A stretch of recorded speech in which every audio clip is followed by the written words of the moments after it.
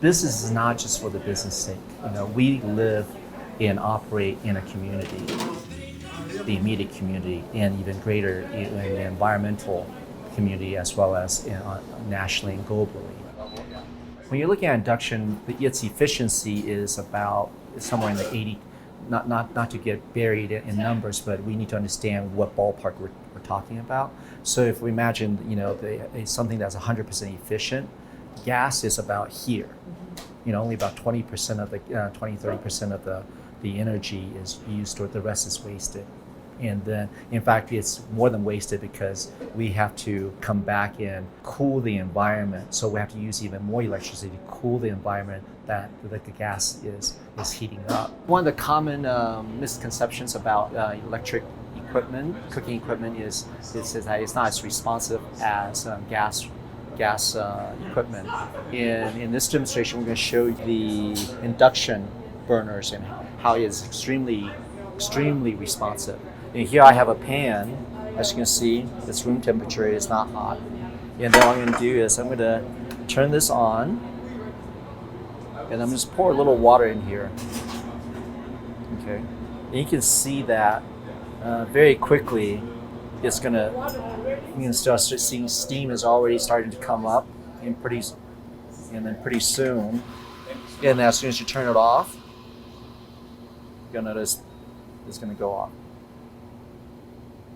So there's really not much residual heat. You see that?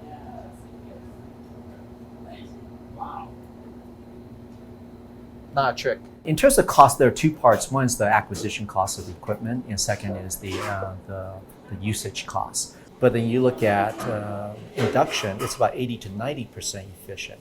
So that even if the cost is more, but you use less. Each deck here is an independent oven that we're able to program our recipes into, actually. Each kind of bread might require a different heat setting or amount of steam that we put in at the beginning of the bake, a certain timing that goes into the bake. So we're able to set that into our preferences. My name is Zach Martinucci, and I'm the founder and CEO of Rebel Bread. The ovens behind me are just a few months old. Our deck oven in particular that we use for making bread is a new electric oven, and we're in the market for one just because we needed a bigger oven than what we had before, and the electric ovens were really the best fits, quite literally, that fit inside of our kitchen that were accessible for us to expand our capacity. The bake is more even, as well as it just holds the heat so much better than our previous ovens in a way that we can bake a lot of loaves at once and all of them bake really thoroughly and evenly and with great color on top. And the electric oven has so many more settings that we get to customize than we've seen with gas or simpler models. So we're just in much better control of our bread bake.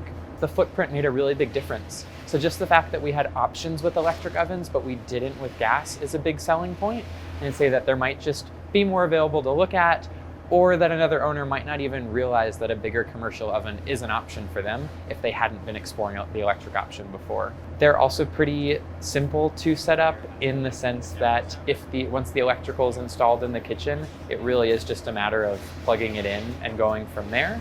And they're also simple for us to understand, right? All of our bakers have had a really easy learning curve with figuring out how to use this new piece of equipment.